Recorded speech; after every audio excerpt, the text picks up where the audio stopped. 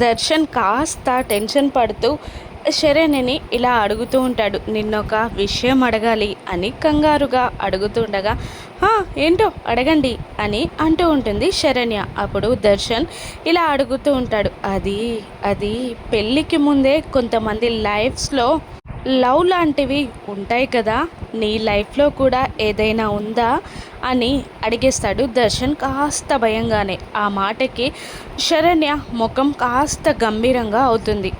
అప్పుడు దర్శన్ నీకు ఇష్టం లేకపోతే చెప్పొద్దు అని అనేస్తాడు భయంగానే. అప్పుడు శరణ్య లేచి నిలబడి కాస్త కోపం నటిస్తూ లేదండి చెప్పేస్తాను, అది మీకు చెప్పేస్తేనే మీ మనసు కుదుట పడుతుంది, భారం దిగుతుంది అని అంటూ ఉంటుంది శరణ్య. అయితే చెప్పు, తొందరగా చెప్పు, అతనెవరు, మీకు అతనికి పరిచయం ఎలా జరిగింది అని ఆతృతగా అడుగుతూ ఉంటాడు దర్శన్.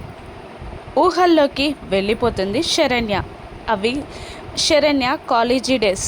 మంచి బ్లాక్ అవుట్ఫిట్ డ్రెస్లో కాలేజ్ బ్యాగ్ వేసుకొని వెళ్తూ ఉంటుంది శరణ్య.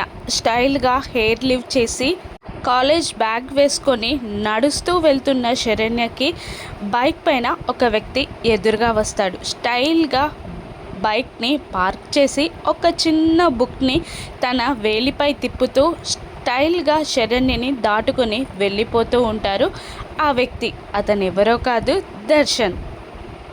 శరణ్య కాలేజీ డేస్లోనే దర్శన్ని చూసి పడిపోతుంది, లవ్ చేయడం స్టార్ట్ చేస్తుంది. శరణ్య ఎవరి పేరు చెప్తుందా, ఎలా పరిచయం అయిందని చెప్తుందా అని దర్శన్ ఆతృతగా ఎదురు చూస్తూ ఉంటాడు. దర్శన్ని శరణ్య ఇంకా ఉడికిస్తుందా, జెలస్గా ఫీల్ అయ్యేలా చేస్తుందా, పెళ్ళికి ముందు నేను మిమ్మల్ని ప్రేమించానని శరణ్య నిజం చెప్తే దర్శన్ ఆనందానికి అవధులుంటాయా? రాను ఎపిసోడ్స్లో చూద్దాం. Thank you for watching.